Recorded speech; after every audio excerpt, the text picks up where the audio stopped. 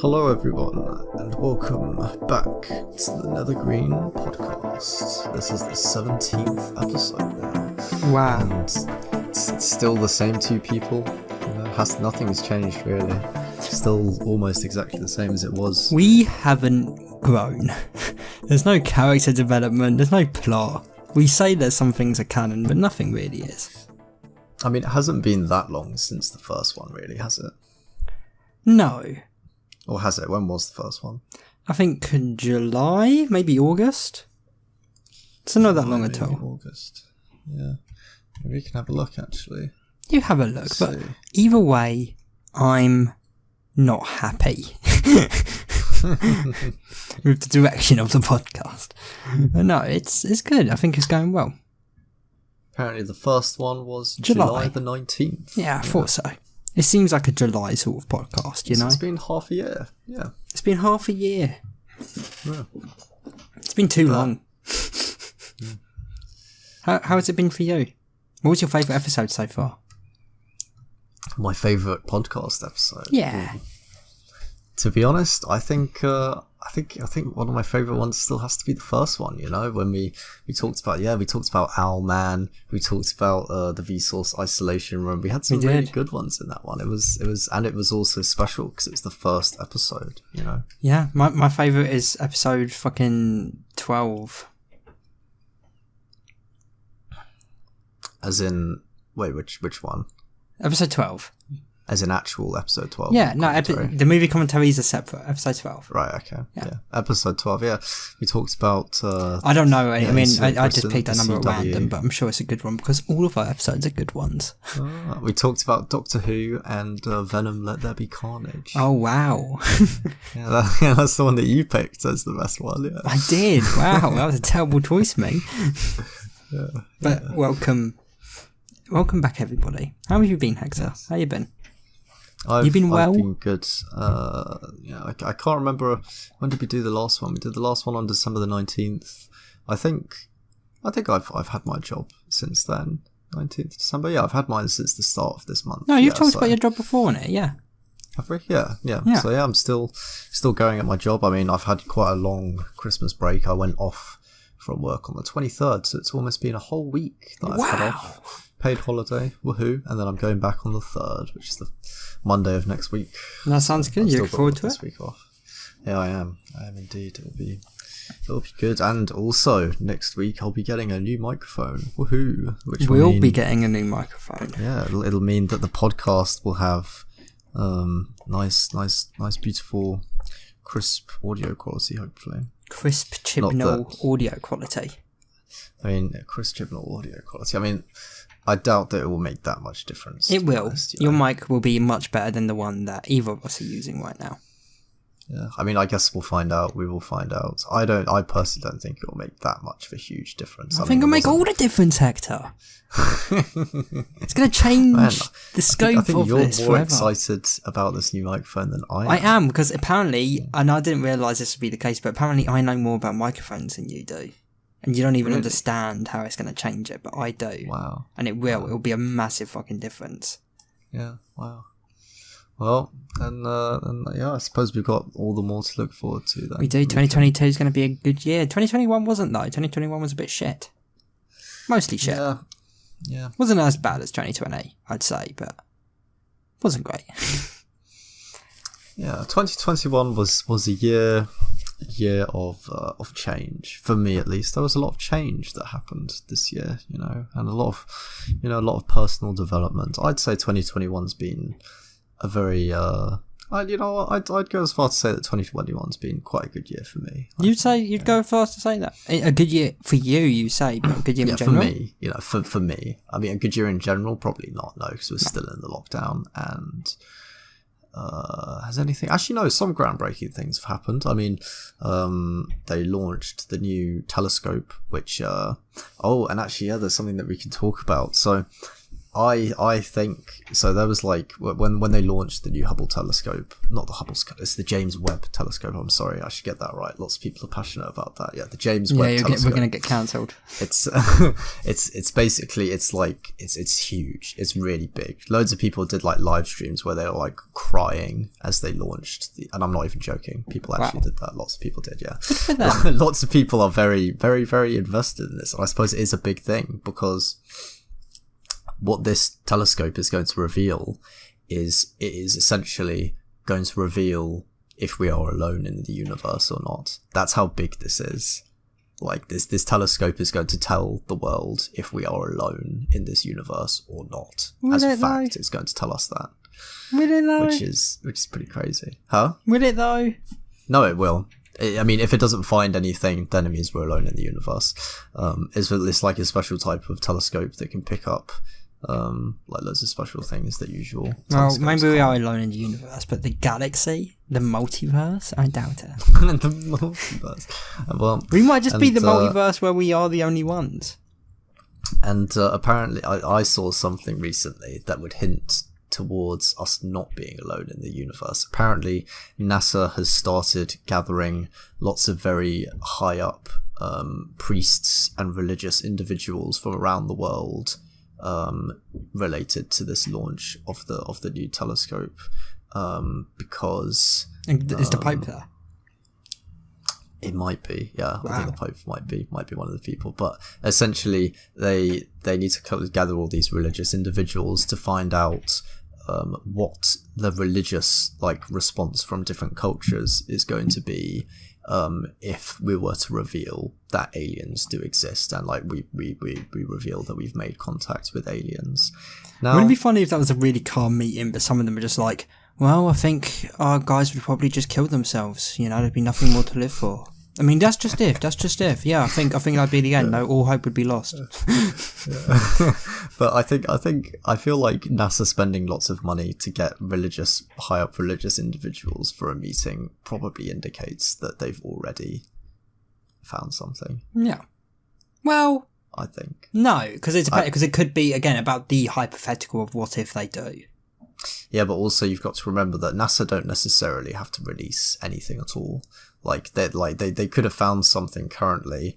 They could want to release it, but maybe they need to like go through lots of procedures to be able to release information like that. So maybe that's part of the procedure. Because I mean, the telescope was already launched, like I think like last week. So it's very likely that they could have already found something. I don't know. I feel like that's just a theory. It is just a theory. A game theory. I hope we are not alone in the universe, and also I think it's incredibly unlikely that we are. Yeah, nah. It's incredibly. It'd be unlikely. boring. It'd make it very dull. Because we're all gonna die. I think it would make it. What? It would make it very interesting, wouldn't it? No. Do you know why? Why? It would be mind blowing because it would just destroy.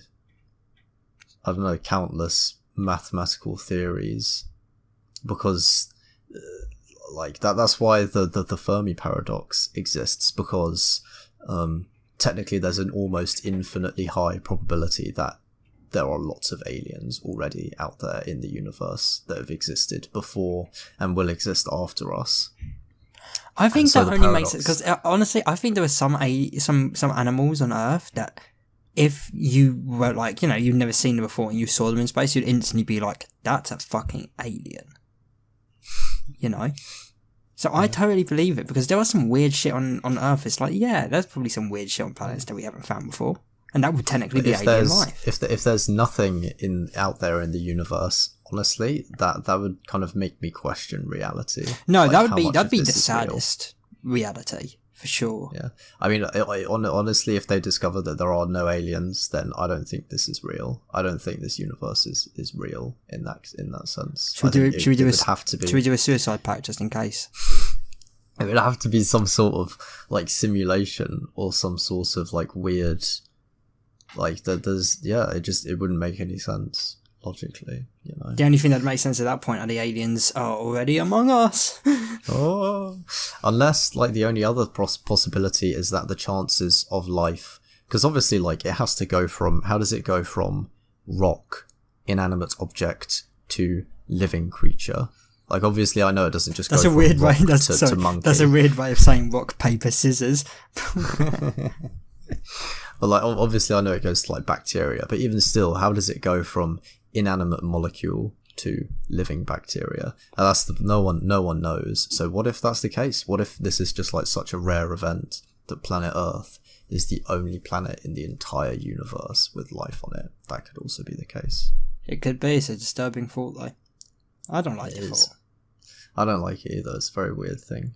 Because, like, we will go extinct eventually, the human race. And then what? It's just going to be an endless, an endless universe of nothing. See, that's why I believe humans have to make some sort of AI or some sort of robot or something that can outlive humanity. Because, you know, I'm sure everyone likes to think that, oh, we're going to explore the universe, explore space, and we're going to become a multi-planetary species. But also we have to face the fact that it is very, very easy for us to die. Like, all it would take is for the world's global temperature to go up by 3 degrees and we would go extinct. Like, that's how easy it is to kill human beings. Planet's temperature goes up 3 degrees, we all die. Jeez. That's how easy. That is literally how easy it is for us to die. Like, of course. Do you mean instantly, or if it goes up? Would we survive if it went up 3 degrees? Oh no, I don't mean instantly. I mean, the reason why we would all die is because if it was to go up by 3 degrees, like, the ice caps would melt. Most of our food resources. Oh, you're talking global warming shit. Yeah. And that, yeah. But, like, you know, just the principle of the world's atmosphere going up by 3 degrees, causing us all to die, to me just seems like, wow, that is how weak we are. Yeah. Like, I just feel like that's such a fine string to be holding on to, you know. But is that how weak we are, or how weak the Earth is? I mean, the Earth would be fine. There are many, like, animals that would survive. No, but it's the Earth's global caps that'd be melting. Global ice caps that'd be melting, and the Earth's. You know, but for example, be drying up, shit. You remember tardigrades from that South Park episode? Yeah, they'd be fine. Like global warming for them, it wouldn't, like, they probably wouldn't even consider it global warming. It would just be hooray, bath time. Yeah, you know, and they'd be fine. They'd carry on regardless. Whereas we would just all die. You know, like, it wouldn't. You know, the Earth's temperature going up 3 degrees wouldn't make it uninhabitable. It would just make it uninhabitable for humans. Okay, yeah, I get what you mean. Yeah, so I think it's our moral obligation of the human race to try and create something that can outlive us. I think so. I think it's kind of silly that everyone is scared of, like, creating the Terminators that will kill us all, when in reality we've kind of already created something that will kill us all, which is global warming. We did it ourselves. We're going to kill ourselves before we even get to leave the planet. I think this will be like the second episode in a row we've brought up global warming and climate change. Maybe. This is kind of a political podcast. Yeah, it's not political. It's science. Yeah, you can count global warming as science. Technically, it's not political. Yeah, I can agree with that, though many people would consider it political. Yeah. But that's what I hope for. I hope we create an AI that will outlive us. It just depends on if it's evil or not. I mean, again, you've not read it, but I have no mouth when I must scream. The AI in that is so incredibly fucked up. The idea of it is that it's during the Cold War. I'll run you through the story. It's only 13 pages, but you're never going to read it. Yeah. So, during the Cold War, the American government decided to build this massive supercomputer called, I don't remember the exact name, but it's like Allied Machinery or something like that. Allied Master Computer, that's the Allied Master Computer. In order to get the edge and, you know, defeat the Russians. However, at the exact same time that was happening, not only did the Russians also build a supercomputer, but the Chinese also built one. Because they were getting worried about the threat of the other two. So with all three having these insanely powerful supercomputers, they were also built with a technology so it was constantly repairing. But they go into a stalemate. All three of the supercomputers are buried under the earth in order to avoid missile strikes and the chances of them being destroyed. They get buried under the earth and they get left there dormant. A little bit of time happens, and the American one specifically, he gets broken. He repairs a bit probably, but the repair, because there's nothing more to repair, it just begins to evolve and just begins to kind of grow. Yeah.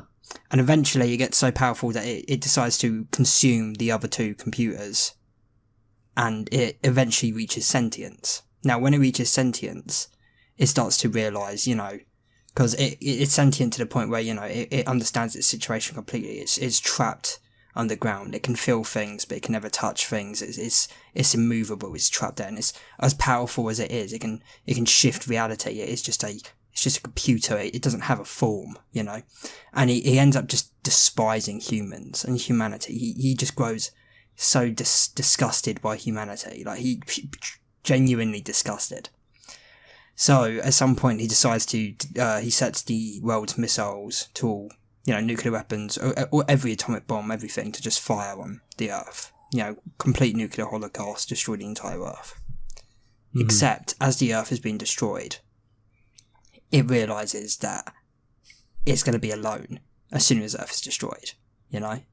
Like, there'll be no one else to release his anger on. So it manages to save 5 random humans, the last 5 humans in existence. Because the way it works is that while you're alive, it's reached this point where it can manipulate reality. It can manipulate your reality, specifically. It can change you. It can change your thoughts. It can change your feelings. But once you're dead, you're dead. It can't bring you back to life. It can only affect living things. So these are the last 5 humans in existence. Mm-hmm. And it fucks with them just tremendously. I'll go through some of them. So one of them is a guy called Benny. He essentially... Benny! No, but his name's Benny. And he was a really smart, good-looking lawyer. So he turns him essentially into like a chimp man, who is, deformed with simian features, his brain has been reduced, and he's like, he basically gets the brain of like a kind of monkey toddler in a way. There's another one called his name, they call him Nickrod or something like that, Nimrod, something like that, and it's explained that that's not his name, but the computer, which by the way he calls himself Am, because it is Allied Master Computer, but it's also based on the that statement, I think, therefore I am. Mm-hmm. So yeah, Am calls him that just because he thinks it's funny. So like he changes his name to that, and that's just what he's called now, I don't remember what really happens to him. Something happens to him. Yeah, no, I don't remember what it is. He's the only one that's like willing to actually talk to Am directly. Like, all the others, like, important detail. When the story starts, they've been alive and tortured for 109 years. Oh my god. Yeah. It's kept them alive the entire time, and, 109 years of just torment. Everything you can think of. There's also another one called... His name's weird. It's like Colander, or something like that. Colander. It is. It's something weird. And there's a woman called Ellen, who... And yeah, he likes to fuck with them emotionally too. So Ellen's whole thing was that she used to be a virgin and she was proud of it. So he makes her love sex. But the only one she enjoys having sex with is the chimp man, Benny. Oh no. Yeah. And the main one's called, I think his name's Jake, I think. But Jake seems to be the one... On the outside, he seems to be the one that's like least affected by Am, like personally, like he hasn't been changed or affected, but through the story, it actually becomes obvious that no, Am has affected him. He's given him massive chronic paranoia. This guy is constantly switching moods, thinking that everyone around him just fucking hates him and are after him, and that Am's fucking toying with him at every step. This guy is so paranoid. So the one who can talk to Nimrod, the one who can talk to Am, tells them that thousands of miles away he spotted cans of food, like fresh food, because during the 109 years they've only been allowed to eat A, worms, and B, something called manna. Do you know what manna is? Manna. As in like magic energy. That is a name for it, isn't it? I don't know what manna is, but they were allowed to eat something called manna, except it was soaked in urine. Oh. Yeah. So when he hears about these hears about these cans of fresh food, they go on the quest to do it, Am throws a lot of shit at them, storms, hurricanes, emotional trauma. They finally get there, and, they find the cans, but they realise after the entire journey that, while the cans do exist, Am hasn't provided them with a way of opening the cans. There's no can opener or anything. Benny, the chimp guy, freaks out and attacks, I think it's Colander he attacks and begins eating his face. Chaos just begins happening. And Jake realises during the chaos, because he found something a little while back, and he put it in his pocket while something was happening, and he realised during the chaos that while this is happening, Am is occupied. He's watching the fight. Am is distracted. So, while Am is distracted, in pretty much a split second, he kills them all, essentially. He kills one of them. Ellen, they share a look, and they both basically get the same idea at the same time. Ellen kills Benny by snapping his neck, and then Jake kills Ellen. So Jake's the last one left. Am is fucking livid. Am's pissed. And I can't really do justice to how pissed he is, so what I am actually going to do, because this is an old story, and I think it's, fine. I think it's legal for me to read this bit out. And even if it's not, I'll just cut this section out. Yeah. But I'm going to read you the last section of this, just so you understand what he does, and how angry he gets. So this is once he's killed them all, including Ellen. So yeah, short reading. This shouldn't take any more than about 2 minutes. If you don't want to, just skip to the next time code, because I include time codes in all the descriptions and shit. You can skip this, but if you're interested, keep listening, Alright.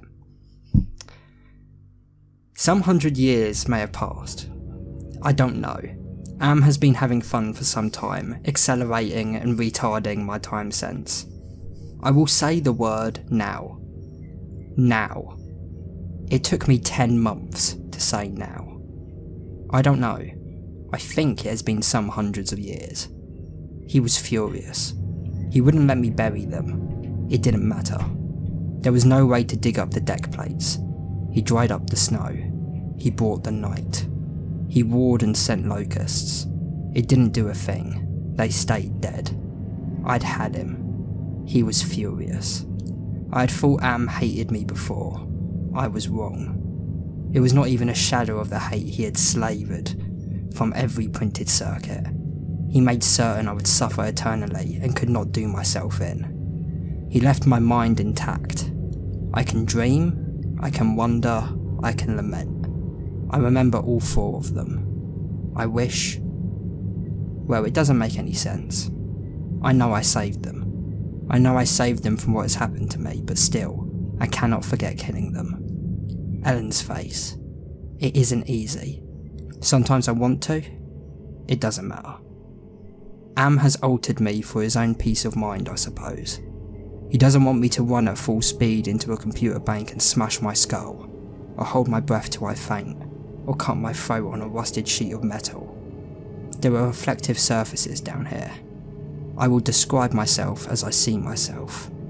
I am a great soft jelly thing, smoothly rounded with no mouth, with pulsing white holes filled by fog where my eyes used to be. Rubbery appendages that were once my arms, bulks rounding down into lumpless humps of soft slippery matter. I leave a moist trail when I move. Blotches of diseased, evil grey come and go on my surface, as though light is being beamed from within. Outwardly, dumbly, I shamble about, a thing that can never have been known as human, a thing whose shape is so alien, a travesty that humanity becomes more obscene for the vague resemblance. Inwardly, alone, here, living under the land, under the sea, in the belly of Am, who he created because our time was badly spent, and we must have known unconsciously that he could do it better. At least the 4 of them are safe at last.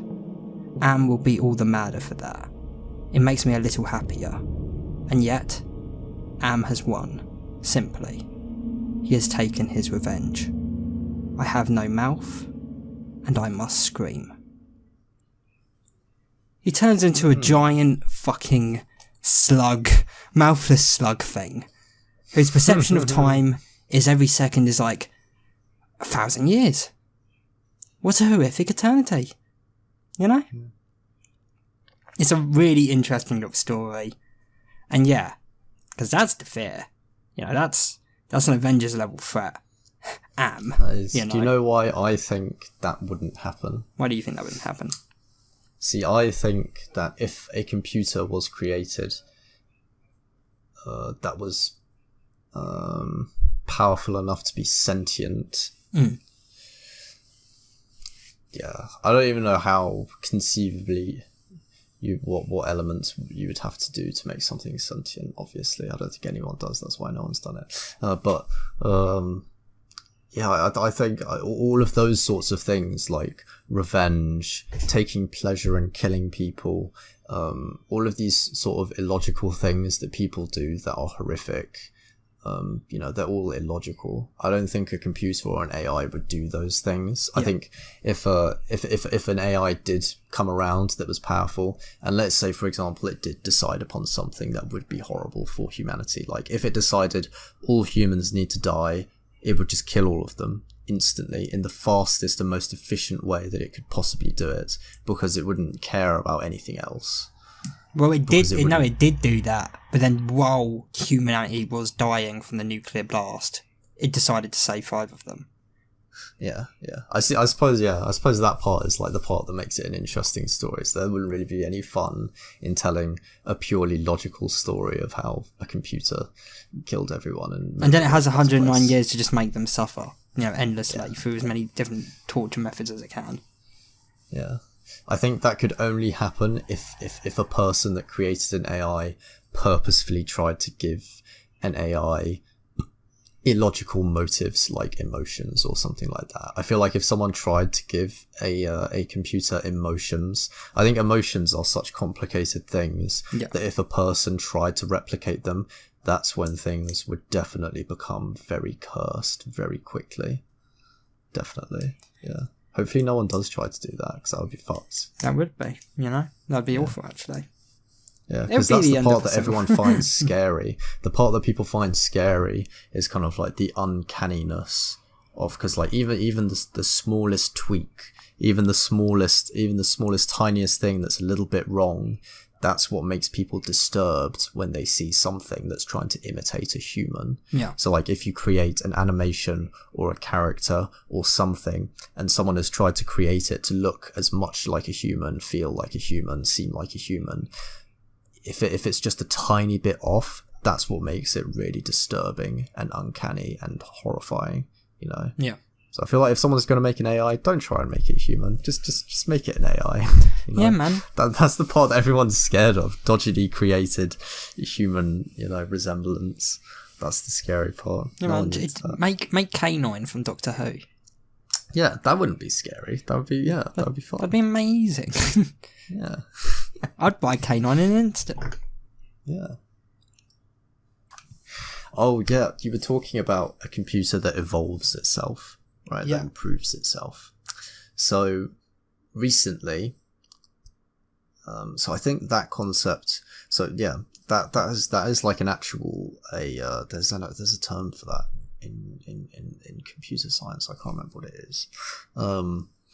But essentially, you can't do it with digital computers because of the way that digital computers work. So, like, how can I explain this? So, like, an analog computer, right? So there's 2 types of computers that have been invented so far throughout time. And that is, first of all, an analog computer, and then later a digital computer. An analog computer is something that uses like cogs, which is what the AM was, by the way.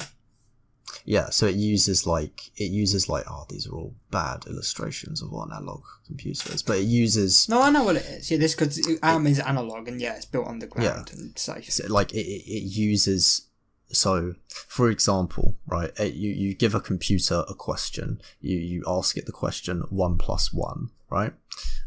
With an analog computer, you would input that 1 + 1, not on a screen, not on a keyboard, but you would move a dial, and the actual physical movement of the dial is what would represent the number 1. So an actual physical movement in the real world represents your input, right? Whereas on a digital computer, you press a key on the keyboard, and that represents a theoretical symbol. And the reason why people use digital computers now is because it's harder to make mistakes. So like if you made an analog computer, there's like a higher margin for error, because all you need to do is like, you know, accidentally make a cog that's a tiny little bit made incorrectly, and then it will always make errors, right? Whereas with a digital computer, you can't mistake a theoretical 0 for something else. Like, it's not possible. It's only a theoretical 0 or a theoretical 1. So like that's why people use digital computers. But an analog computer uses real world like physics to do its calculations. So it would be possible to create an analog computer that uses physical computation to be able to improve its physical computation. So it would actually be able to improve its own hardware and its own mechanics through its computation. People have done something similar to this already. It's called an optical computer. I'm pretty sure, yeah, it already exists. Where was the company that did it? I can't remember.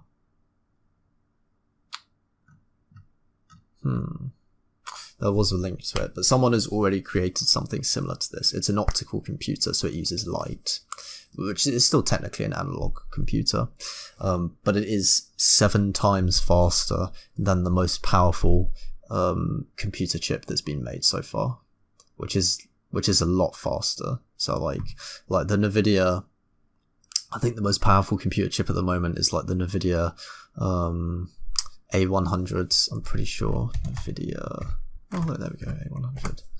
Yeah, these chips, and these are ridiculously, yes, this. Yeah, so these things, like, here we go, yeah. Fucking this is hell. £300,000, but it is like the most, this is like the pinnacle of digital computing so far. And they've created an analog computer which is 7 times faster than this, which is like obscene. Should we get one? I don't even know how much a optical computer will cost. Probably quite a lot. But I think like this could be a new era of computing. People might actually bring analog computing back because it has more potential for like how much you can fit into it. Like digital computers use loads of space to do basic computation, whereas an analog computer, you can fit more into it because it's all real world physics that make it go, that make it tick, so you can fit more into it and you can do more with it. Nice.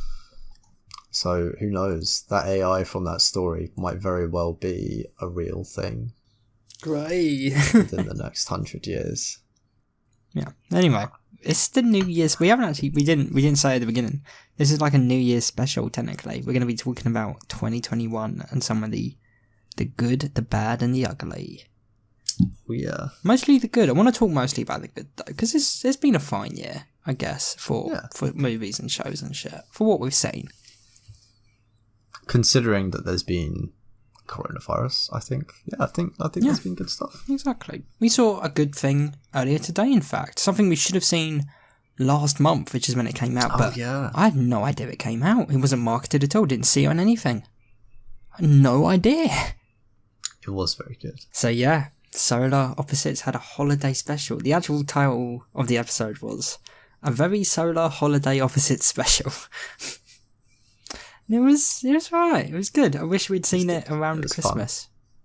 It was a fun little thing. It was. It was good. Now, Justin Roiland. It was all Justin Roiland, and that's why it was good. It was funny. It was good. It was original. You know. Yeah, and I like the idea of you know, ripping on Jingle All the Way. It is kind of a shit Christmas movie. Yeah. Poor Arnold Schwarzenegger. Not poor Arnold Schwarzenegger. He does his best. No, that's the thing. Sometimes he doesn't do his best. He just does fine. And that's a problem. Yeah, it was good. I liked it. I thought it was fun. It was nice. And it reminded me of how much I enjoyed that series.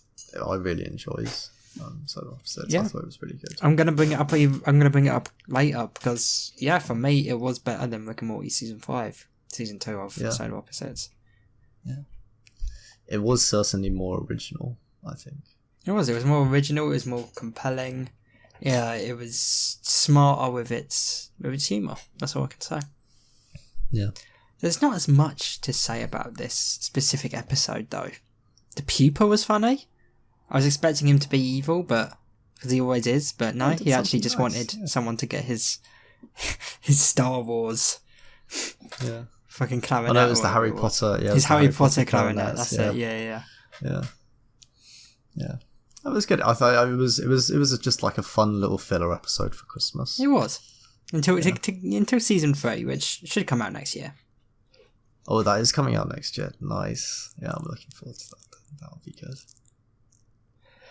Another thing we could talk about here, which because we didn't see it last time, and we didn't talk about it in the last episode. The second South Park movie, you know, post COVID, the return of COVID. Yes. Oh man, yeah. I've enjoyed these movies thus far. I think they've been good. Yeah, I've enjoyed them a lot. I think they were good. Yeah, no, Cartman, brilliant. Also, the ending for Cartman was excellent. That was really funny. Fun fact, on Reddit, there were a lot of people who didn't like it. They were like, "Man, that's too harsh." Really? Yeah. But there were a lot of people also being like, "Too harsh. It's Cartman. He's done some of the worst shit imaginable." But I don't know. It's a bit sad for him because again, he was actually fighting for his family. You know. Who knows what happened to him? Yeah, he was like, what was that line that he said at the end? You know, I trust that God will bring us save together my again. family. Yeah, something like bring us together again. And then it cuts to him homeless on the streets, drunk, screaming. Fuck you guys! That was quite dark, to be fair. That was quite dark. Yeah, that was quite dark. Well, he kind of deserves it still. He does, yeah. He's done lots of really fucked up shit. Just because funny Rabbi Cartman was funny and rabbi and happy doesn't mean past Eric Cartman still wasn't a piece of shit who made a kid eat his parents once. Yeah. Yeah, that's fucked. Yeah. Have you ever made another kid eat his parents? Funnily enough, no, not recently. I don't believe you. I think you do it every other day for fun. Maybe you'll never know. No, I do know, because you made me eat my parents. I did, and then I brought them back just for you to do it again. Oh my god, you got me in a sick, twisted game. Who are you, Anne? Maybe. So, I want to get... Sorry, no, carry on. I was going to say, yeah, he kind of does deserve it, I suppose. Yeah, he's also the character that everyone hates, but also hates and loves. That's true. I was still wondering after it, because again, there's going to be 12 more of these little movies. Are they going to be set in the future still, or are they going to do something new each time, or something? I kind of hope.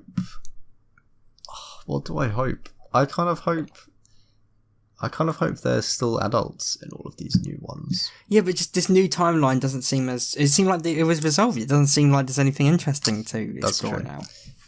I suppose in like... They cured COVID.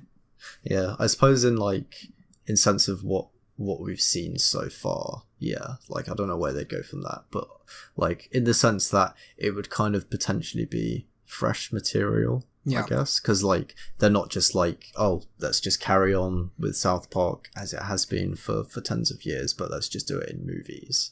That's kind of like, what are they going to do? They might be out of ideas. They've already done so much, so maybe them being adults kind of gives them like a new setting, new dynamics and new things to explore. Maybe they're setting it up for an epic time travel saga. So in the next episode, the Cartman Rabbi from the other timeline is going to come into this timeline, and he's going to work with homeless Cartman to change the timeline again.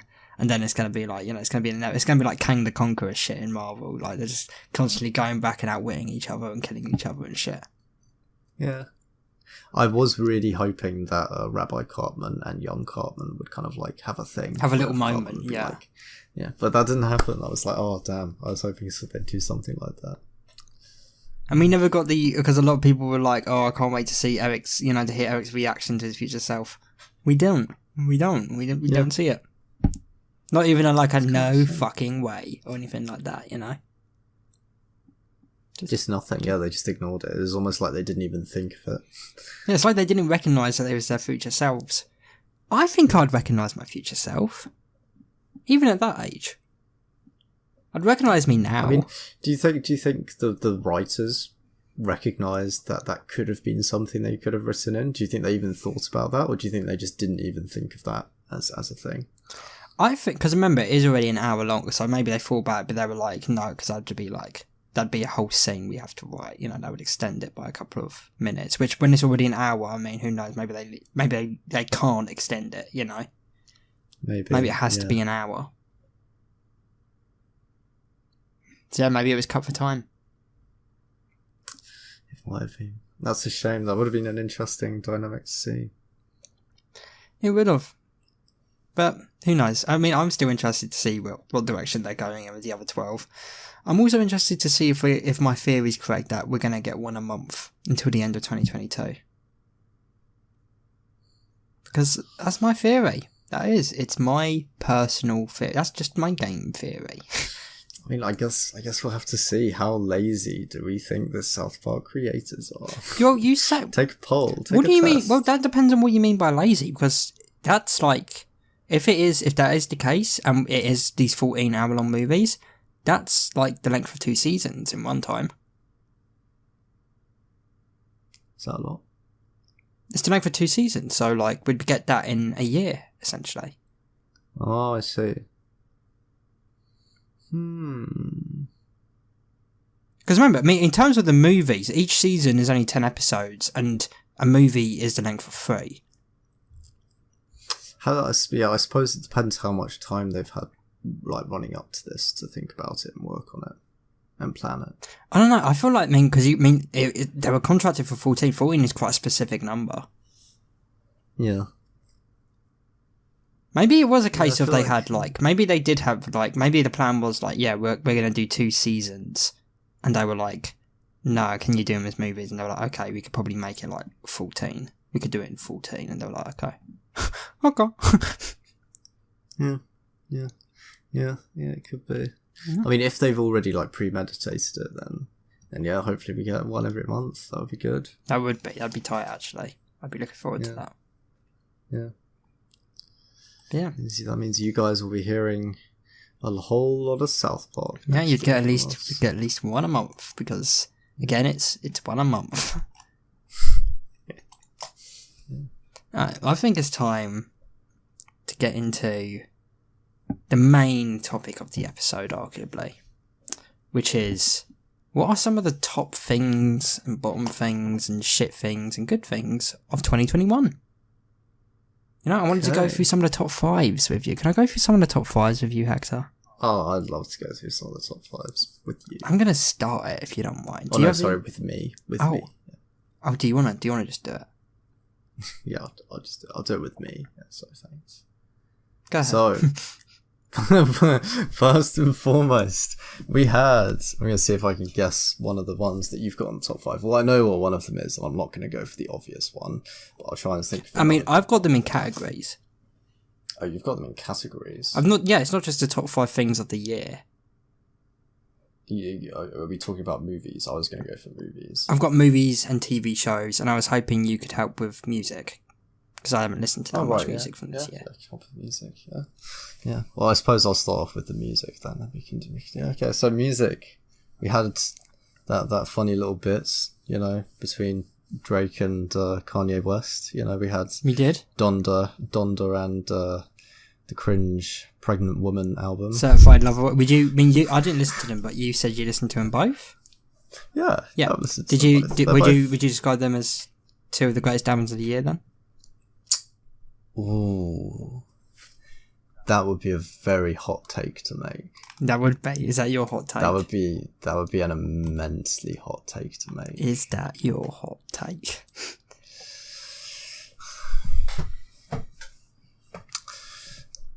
I'd say they're two of the best albums that have come out this year. Okay. I'd say that, yeah. I'd say that. I wouldn't say they're the best. Okay, yeah. That's fair. I wouldn't say they're the best. Because, we also had Juice WRLD's album come out, that was quite a big one as well. I think I would describe that as one of the best. I really enjoyed Juice WRLD's album. That was one of the best, He's, he's gone forever. That might be the last stuff that we ever really see from him to come out, to be released. So I feel like that should be up there.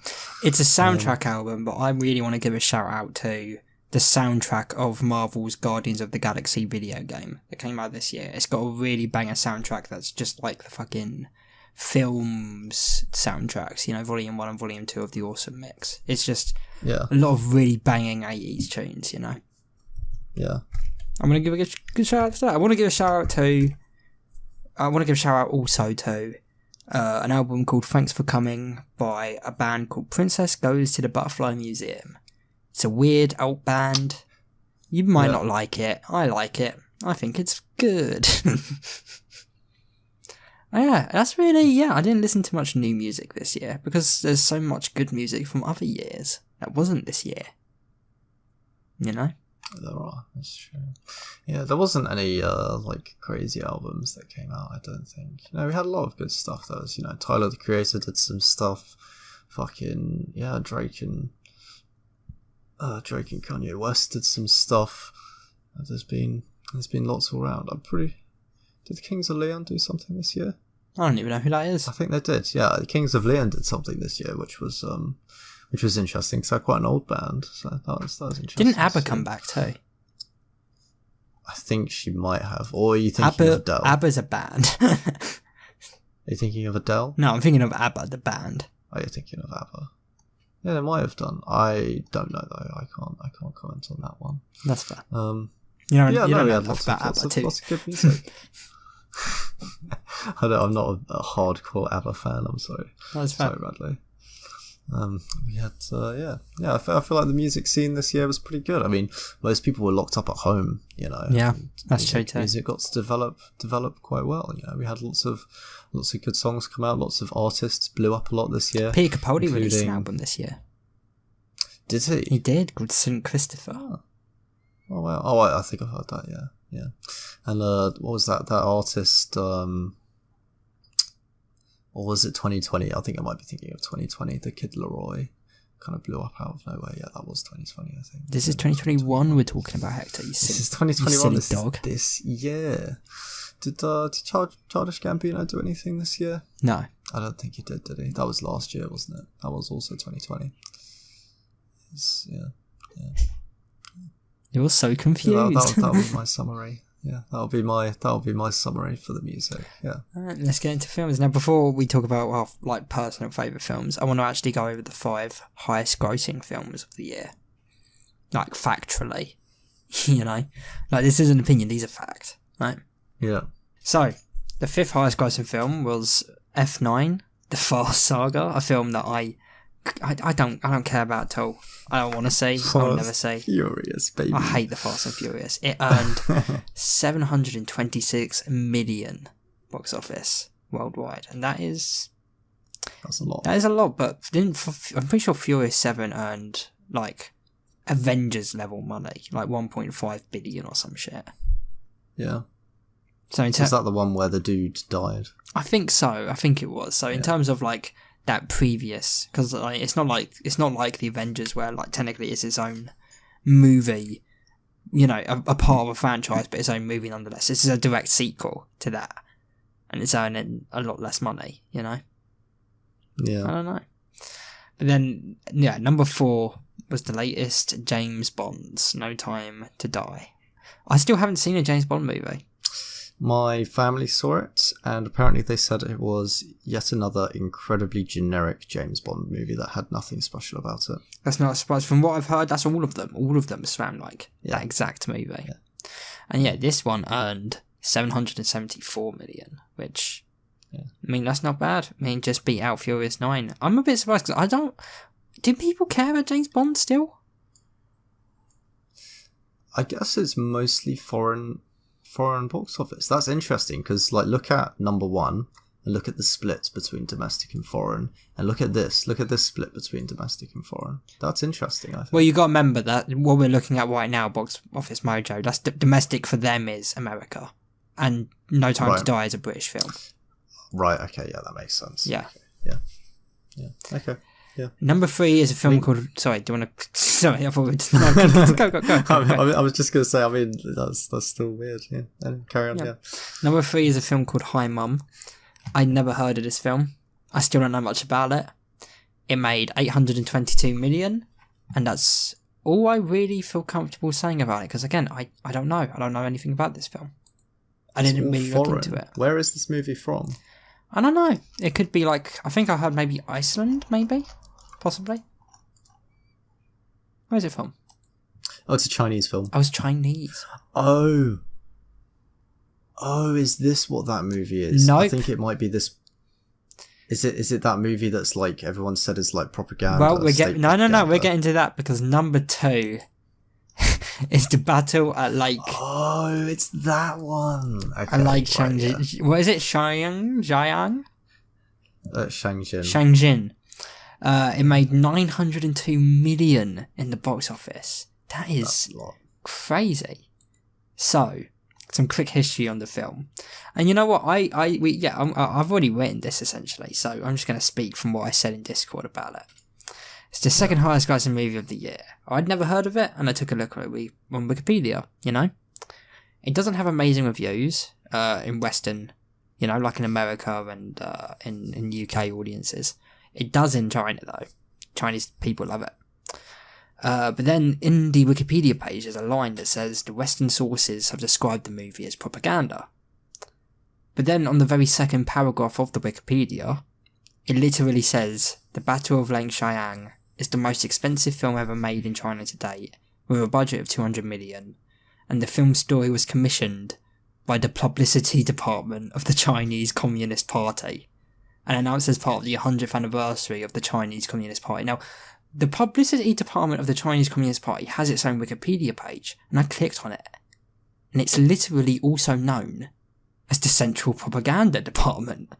So, like, no, it's not described as propaganda. It is propaganda. It's literally propaganda paid by the Central Propaganda Department and encouraged by the Chinese government.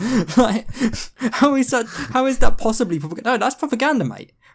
Like, but yeah, it made a lot of money, and if it wasn't for Spider-Man, that would have been the highest grossing movie of the entire fucking year. Yeah, that's crazy. I suppose, what's this one then? It's another Chinese movie though, yeah. I mean, a big possibility for this is the fact that, like, because a lot of the Marvel movies this year haven't played in China. They didn't play Shang-Chi, they didn't play Eternals. I don't know if they played Spider-Man, to be fair. So, yeah, I think these are films that came out during that time where people didn't have the big Marvel films to watch. Yeah. Also, there is one thing on this list before we get to the final one on the list. Let's get to it. That surprises me. Yeah. And it is the discrepancy. It's the difference between Shang-Chi, The Legend of the Ten Rings, and Venom: Let There Be Carnage. Venom earned more. Yeah. How? I thought this was so much better. No, don't get me wrong. Shang-Chi is 100% a better film, but unfortunately, Venom earned more. More people went and saw Venom. That's ridiculous. It's true. It really is. It's true. Black Widow is also low on the list, but that's because they also released it at Disney+. Yeah. But yeah, number 1, to no one's surprise, the first movie post-pandemic to earn $1 billion, Spider-Man: No Way Home. I can't wait to see this movie. I've still not seen it. I've been dying to see it. I've avoided all the spoilers. No, wow. I mean, yeah, of course. Of course it's the highest grossing. Who hasn't gone and saw this movie twice?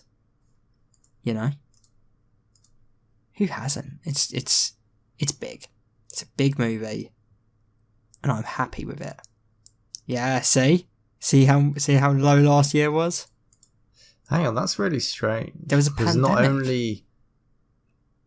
Yeah, I guess it was because it's a pandemic. The cinemas were like literally shut. Yeah, that's crazy. Wow. Yeah, no, Endgame is still the big boy.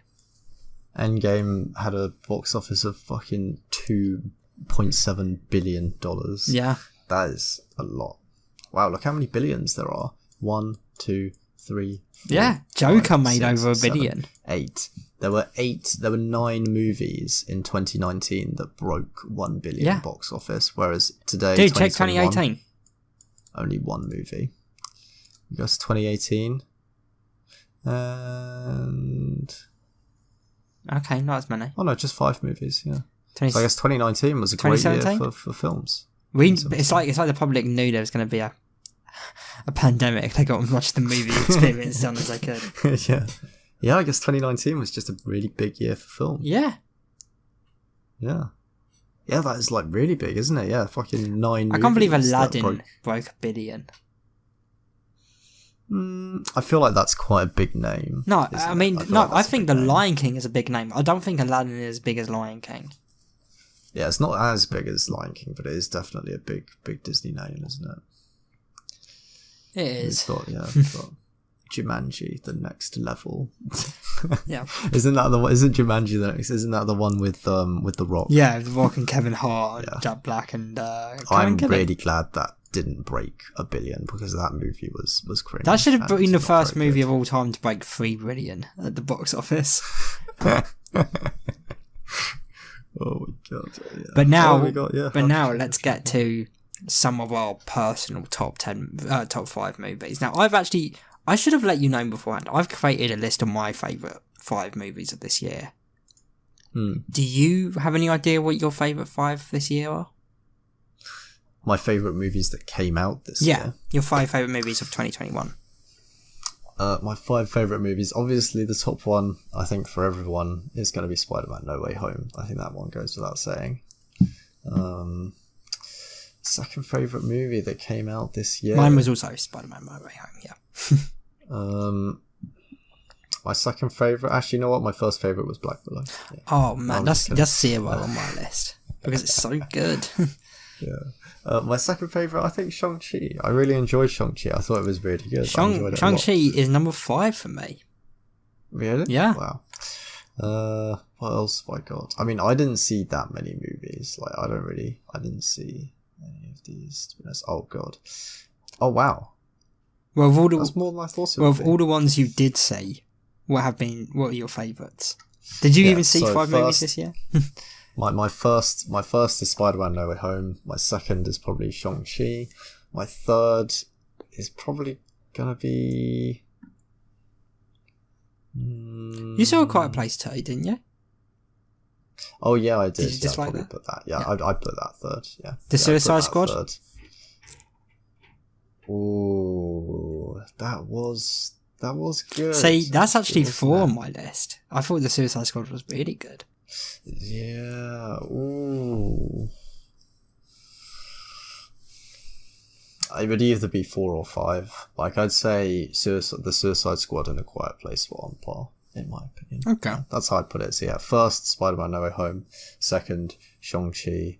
Third... Oh, wait, no. What did I say was third? Nothing. Oh, okay, yeah. Third, Quiet Place. Fourth, Suicide Squad. And fifth... Venom. Oh, you know. Fuck, yeah. Fifth, I think I'm going to say... Godzilla vs. Kong or Venom. Which one's it going to be? Which one's less cringe? Which one's less cringe? You know what? I'm just going to go with Godzilla vs. Kong. Because, it was fun and it was action-packed. Yeah, it was. Right, so my top movies, I'm going to go from bottom up. So 5 was Shang-Chi and Legend of the Ten Rings. Because it's a really good movie. But 4 was The Suicide Squad, because I do think I'm a big fan of James Gunn in general. I think he's a really wonderful guy. And yeah, he made a really great movie. 3 might be cheating, because technically it's not a movie, but it's 90 minutes long. It's an independent, standalone thing. I feel like it's a movie. Bo Burnham Inside. Oh, interesting. I'm classifying it as a movie, and man, I fucking loved that movie. That is an amazing movie. Number 2 is another, by the way, yeah, the top 2 movies of this year for me, both starred Andrew Garfield. Interestingly enough. What's the second? Because I watched his new movie that's on Netflix, directed by Lin-Manuel Miranda, Tick Tick Boom. Which is, it's a musical. He sings in it. Andrew Garfield can sing, it turns out. Oh, wow. Yeah, and it's a wonderful film. It really is. It was really, really. It's a great experience. It's based on real events. I don't remember the guy's name right now, which is awful. But he's the guy who wrote the play Rent. If you know that, the musical Rent. Mm-hmm. And he had he had a bit of a tragic life, and he even he killed himself. And he suffered with mental health issues, and it kind of talks about his story, and it was a really genuinely good film. It really was. And one, obviously, Spider-Man No Way Home. It has to be. Hell yeah. It was excellent, man. It was really good. It was, but I wanted to quickly throw in one more category here, which was my movies that I wanted to see, but didn't. Because there was actually a lot this year that I would have loved to have seen, but I haven't got the chance to yet. So I'm going to quickly just name my 5. Do you have a 5? Do you have any movies that you wanted to see this year but didn't? I wanted to see this year. I think I've only got 2. What's your 2? I think I wanted to go and see the James Bond movie. To be fair, that was one that I wanted to see, just because usually it's one that me and my family goes to watch for fun. We're British people, we support Britain. I fucking love my country. So I'm as a British man, I'm disheartened that I didn't go to see James Bond, but it is what it is. And then the second. Oh, there was another movie at the cinema that I was supposed to go and see with my family, but I didn't go. What was it? Ghostbusters? Yes. Yeah, it was Ghostbusters. Yeah. I didn't go and see that. And I wanted to go and see that again, because it's just like a family film, and now I wasn't there to rip on it. At least I know I went to go and see the terrible new Matrix movie, and I've actually heard okay things about the new Ghostbusters. Really? Apparently, it's fine. Oh, well, there we go. That makes me happier that I didn't go and see it, to be honest. Yeah. So my 5 movies that I wanted to see but didn't. Number 5 is the film Lamb. It's about a little lamb boy, a little human lamb boy. Oh, I've seen trailers for that. Yeah, exactly. The trailer was enough.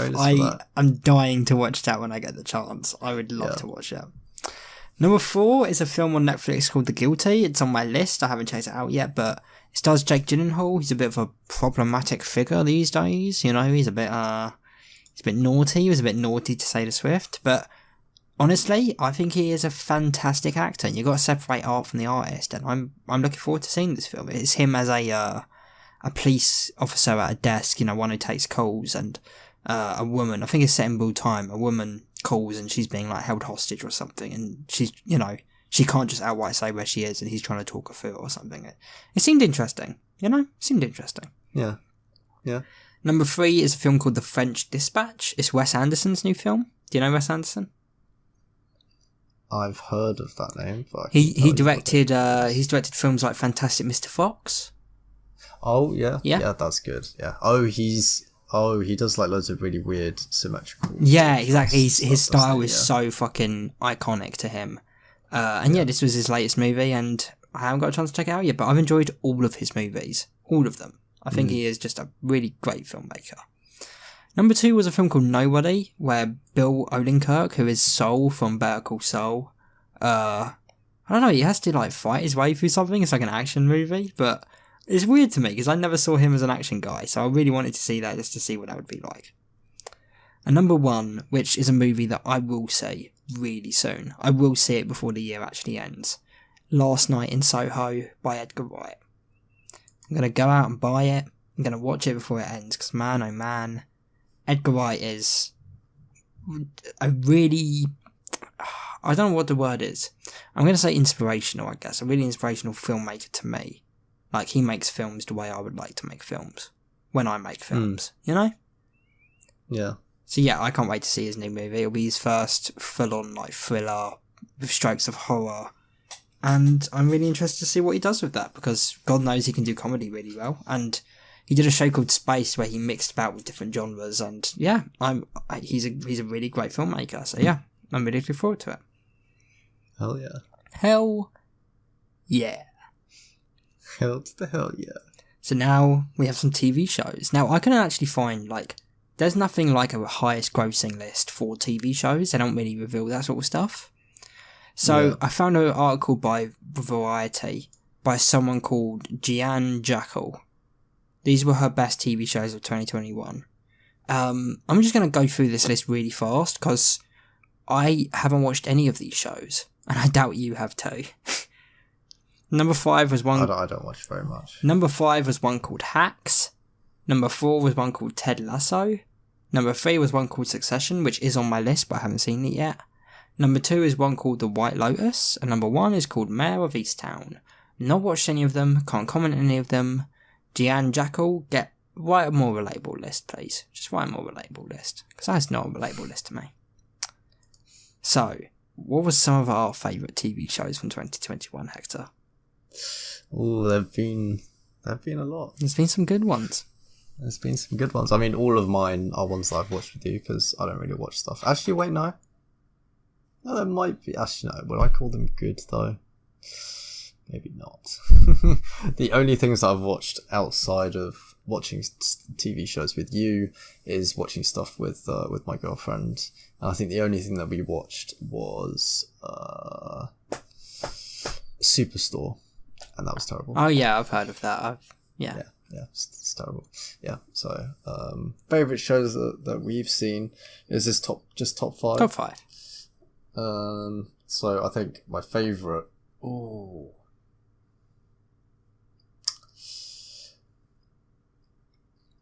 Is this new TV shows or just TV shows that we've watched? TV shows that came out in 2021, as in, like, either their first season or it could be their fucking 8th season, 6th season, but it had to have come out this year. Yeah. Okay. So I think my favourite is gonna be... It's gonna be me. It's gonna be Solar Opposites, I think. Oh, you are going with Solar Opposites, fully. Yeah, I think so. It was fresh, really it was good. original. It's basically just like, it was a fresher and more original version of Richard and Mortimus. Yeah. Richard and Mortis. Yeah. So that's why I enjoyed it. I liked it. It's just like, I'm looking forward to rewatching it. We've got to rewatch it at some point. Yeah. It's just the same comedy, new ideas. Yeah. And that's why I liked it. Yeah. Second favourite is got to be...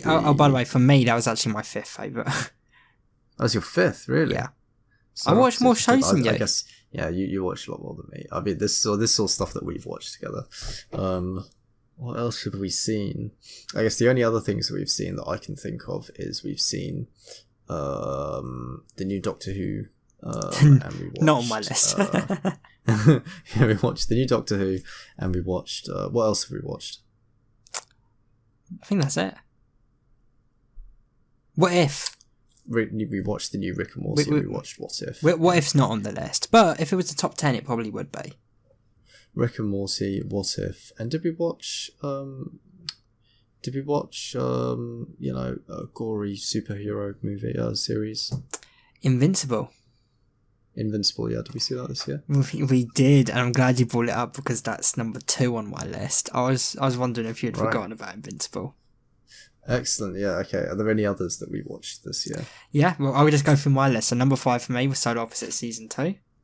Number 4 was Why Are You Like This? Do you remember that little show? By Mark from Auntie Donna's Girlfriend, Naomi Higgins. Oh, that. Yeah. The cringe comedy. Yeah.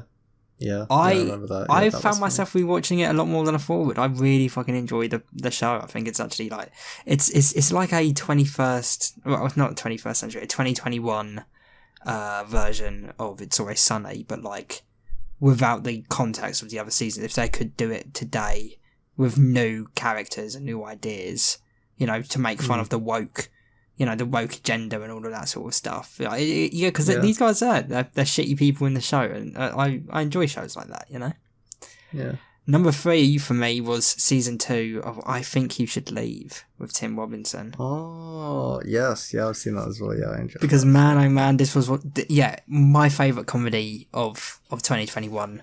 Pretty much by far. I fucking loved I Think You Should Leave season 2. So many amazing moments, so much rewatchability, so much fucking...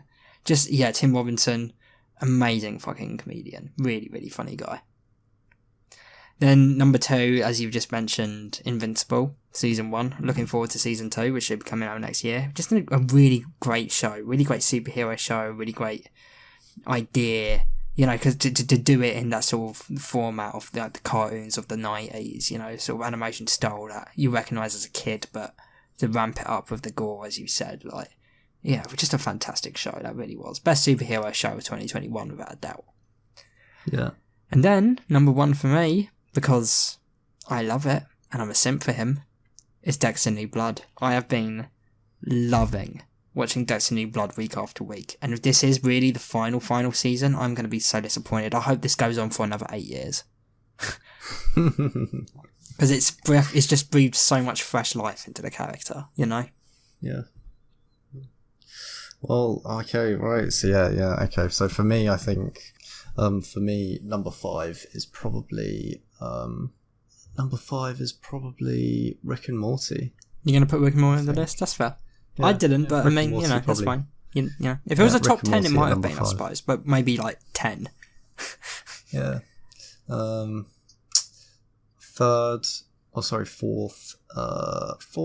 I think I'd say Solar Opposites. Yeah. Yeah, because I enjoyed it more than Rick and Morty. It was great. Yeah. Third, I think I'd put I Think You Should Leave. I thought that was we share 3 on that. Yeah. I thought that was really, really good. Actually, no, sorry, I think... No. Third, I'd put the one with Mark Bonanno. Oh, well, you're going to put Why You Like This Too? Yeah, I enjoyed that. Yeah, no, I thought that was good. Okay, and then cool. I think I'd put I Think You Should Leave above that. And then above that, I think I'd put... Invincible. Yeah. Oh, yeah. That's a tight, nice list. You're not putting Doctor Who Flux on there. No. I was going to put it 5th, but yeah, then you reminded me of Invincible and of I Think You Should Leave. So yeah, no, it's gone. Goodbye, Doctor Who. I'm sorry. We love you, but just unfortunately, Doctor Who, you haven't been on my top 5 shows of the year list since maybe 17. It's a shame. It's a shame, really. Yeah. But hopefully they'll come back. And again, it's not your fault, Jodie. And yeah, we're going to get a new episode on New Year's Day, and we'll talk about that next episode, actually. Yeah, we're going to have a lot of shit coming out next. Yeah. Not a lot of Doctor Who shit specifically, but a lot of shit in general. Yeah. So many Marvel products. You know how much Marvel stuff's coming out next year? What have we got? We've got South Park. Have we ever seen more What If coming out? Not next year. No. So next year, the new MCU stuff coming out is we're getting Doctor Strange in the Multiverse of Madness, which should be fun. Directed by Sam Raimi, the legend. We're getting Thor: Love and Thunder, which is directed by the same guy who directed Ragnarok, Taika Waititi, so it'll probably be good. We're getting Black Panther: Wakanda Forever, which I'll be honest, since the death of Chadwick Boseman, I'm completely disheartened about, and I don't care to see. Especially considering they're not I'm actually open, I'm fine with them recasting Chadwick as T'Challa, especially considering multiverse shenanigans and stuff.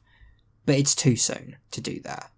And if they're not going to do it in this sequel specifically, I don't care for the sequel. Especially if it's Shuri. I hate Shuri. I hate her, man. Make it the other one. Make it Okoye. Okoye, I think her name is. Make it Okoye, because she would be an amazing Black Panther. So yeah, those are just the movies. And then for shows, we get Moon Knight, which I'm looking forward to. We get She-Hulk. We get Secret Invasion, which is a Nick Fury show. He's going to be the lead. We're going to get Miss Marvel. We're getting the Guardians of the Galaxy Holiday Special, which is coming out next Christmas. We're getting an untitled holiday Halloween special. We don't know what it is going to be yet. A lot of people think it's going to be Man Wolf. But it'll be out on Halloween. Yeah, he's a werewolf, essentially. And we might be getting Ironheart and Armor Wars, which are both like Iron Man spin-offs. We might be. There's no release date confirmed, but they could come out next year, you know. Supposedly, theoretically, you know, it's not illegal for them to come out next year, you know. Yeah. Or maybe it is. I don't actually know the legality in Marvel. Maybe it would be actually illegal. You might have actually just lied to the public. Yeah. Maybe if it came out next year, Marvel would be sued and they would lose everything. So yeah, I can't actually. Yeah. I'm going to have to retract that statement. I can't say that, you know. I'm sorry, Marvel. But yeah, and I think that's it. I think that's all we have. This doesn't need to be a long episode. There's one more thing for us to talk about. That is, what are the top things of 2021, the top 5 things that you have done this 2021? What are the top 5 things in your life that have happened to you this year? Because you want to get political. It's had ups and downs. What parts of your life this year have been most meaningful to you? Top 5. Can we start from the bottom, but one of us, but we both do one at a time, so both of us say our 5s and then our 4s and 3s and 2s and 1s. Okay, yeah, okay, right. So I think the fifth best thing that I have done this year. I think the fifth best thing that I did this year, because, like, you know, it wasn't necessarily important for me, but it was still big. I still had a lot of fun. I really enjoyed it. It was filming Actus Reus. That's my number 5 too. Yeah, beginning production on the short film. Yeah, because like, you know, that wasn't really my thing, but like, you know, it was really you're the light guy. We're gonna do it about the light. Yeah, you know, it was fun. It was just good to be on set with everyone filming. You know, doing, you know, with all the proper acting going on. Yeah, I enjoyed it. It was good. That'd be my number 5, I think. I'm surprised it's not higher for you, because like that was your thing. It's not higher for me because I've done a lot this year. Yeah. All right, and number 4. But it is still, because I've done a lot this year, but no, I do consider it in very high regard the fact that we started that production this year. Yeah. But it isn't the main best number thing. 4. Number 4 for me, I think.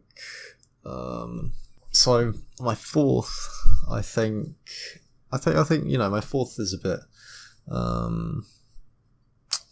iffy, maybe, just because I couldn't really think of anything specific that I'd set as the 4th best thing.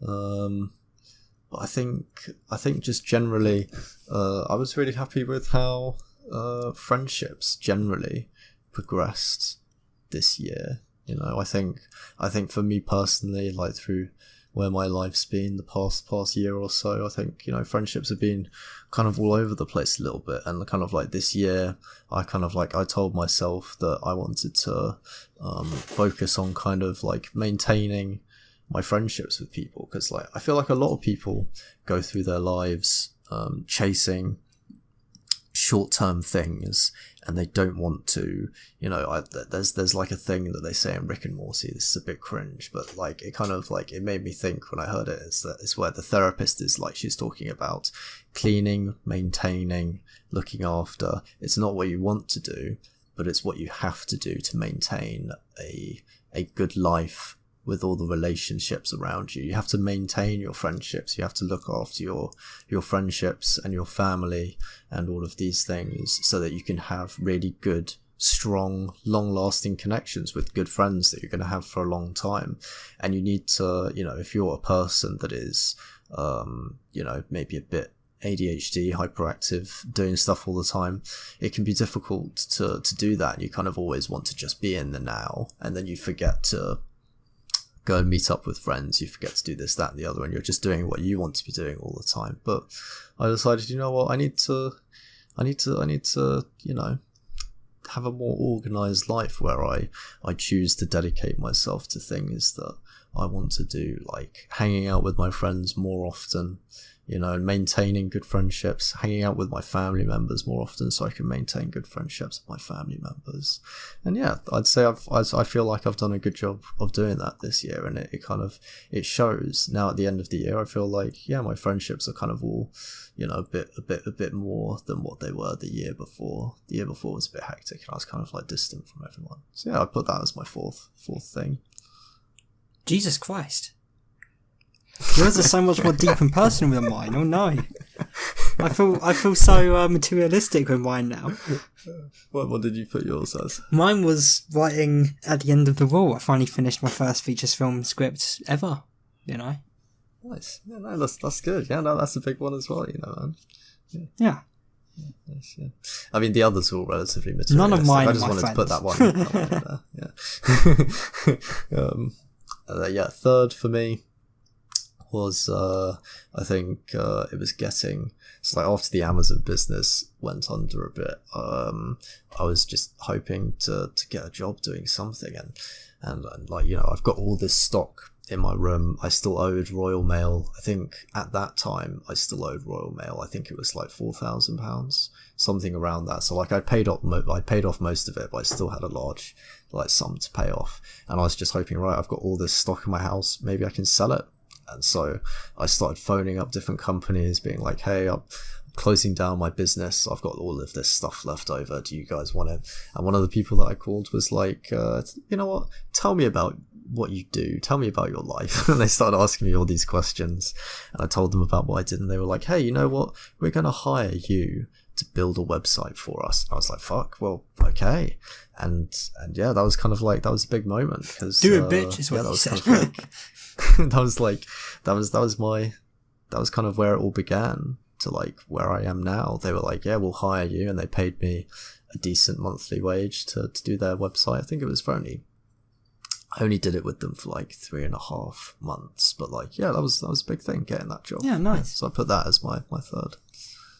My third is this BBC script I've written, the first episode of my sitcom Small World. I think it is the strongest script I've written so far. I'm really proud of it. And if the BBC don't take it, I'm going to send it to someone else. Yeah. No, I think it's really good. I think it could go somewhere. Yeah. And then second, I think second is going to be similar to what I put before, and that was to do with Tensile Agency. So after I got that job, and they then basically said, there's not really much else to do now, so we'll have to let you go. And then I formed Tensile Agency, and I got another client, which was a care company. And yeah, just getting that next client really solidified it, and really like helped me make more progress with what I wanted to be doing. So yeah, that would be.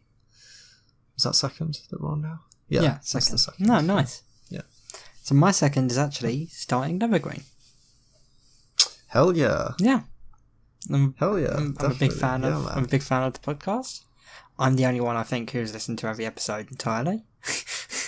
And yeah, it's just, it's made our friendship stronger. It's great being able to see you all the time, and getting, for recording and stuff. It's great having you come around and shit. Like, yeah, and hopefully we do it for a long time, because I'm enjoying it.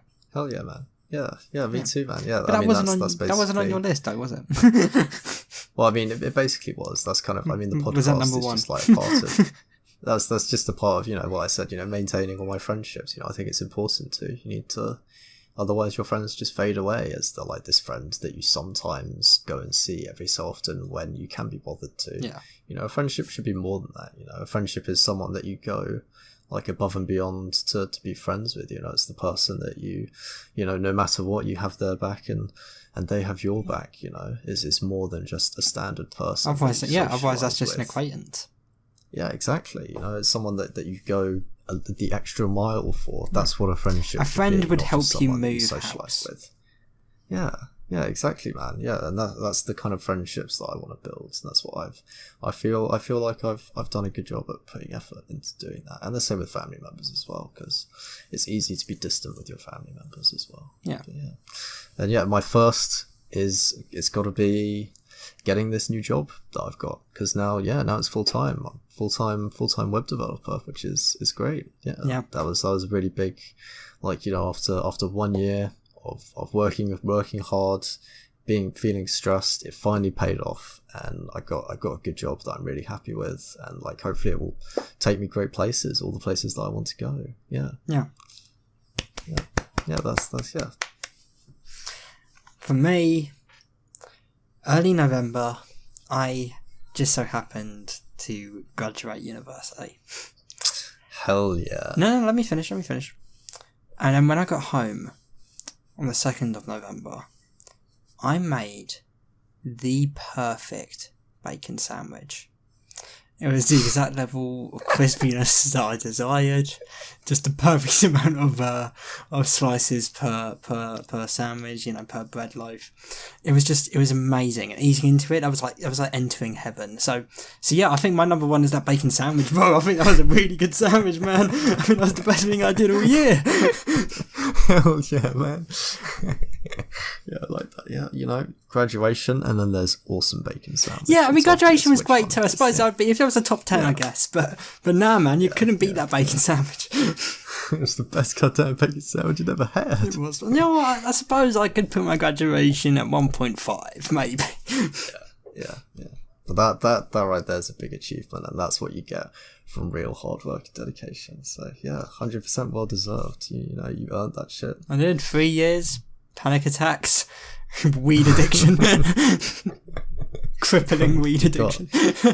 But you got the qualification. I did it, and now that's on a piece of paper that I can show people, and they can see that it's there, and they can be like, "That's good," and I can be like, "Yeah."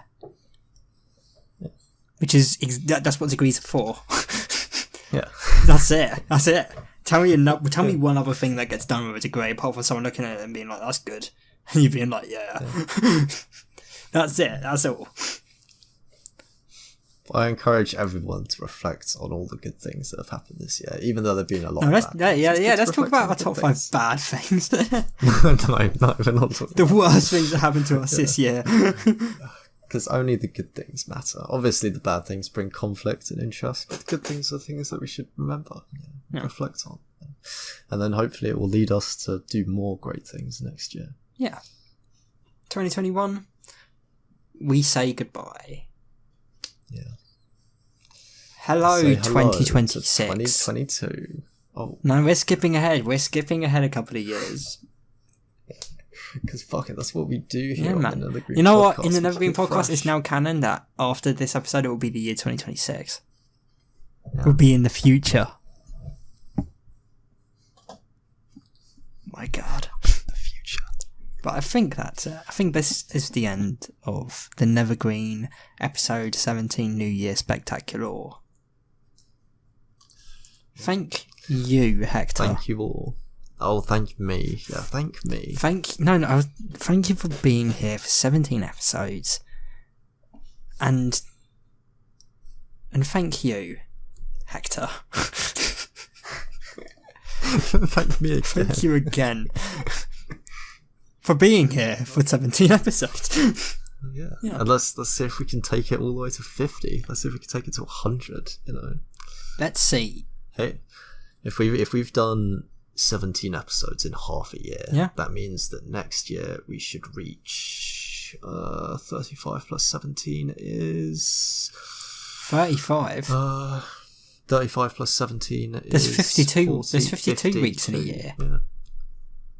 There's 52 weeks. No, I'm saying if we did 70 is because we don't, you know, we don't necessarily do one per. No, but we're going to. That's our New Year's resolution. We're going to, yeah. That's going to be our New Year's resolution. It should be. That's a whole 7 days. And actually, the ironic thing is 35 plus 17 is 52, so we actually have done one per week. That's hilarious. Exactly. So, we are going to do one per week. We're going back to the weekly format, and we're doing it starting next year, next month, next episode. Are you ready, Hector? Hell yeah. Because and you know what else we're going to do? We're going to finally start marketing. I want you to create adverts for us. We're gonna promote them on Spotify and YouTube Google, and Facebook. And we're finally going to get the word out there that we're here, we're queer, and you're going to have to get used to us. That's right, the cat's out of the bag. Me and Hector are dating. We've been together for... How old are you? 22? We've been together for 22 years. We were born together, and we will die together. And on that bombshell... That's canon. Year 2026. Canon bombshell. Good night. Good night, and God bless. And Satan bless, if you're into that. Anything, really. Yeah. Anything you want it to be. Cheese bless, if you like cheese. Cucumber bless. Robert Pattinson bless, if you're a big fan of our Pat.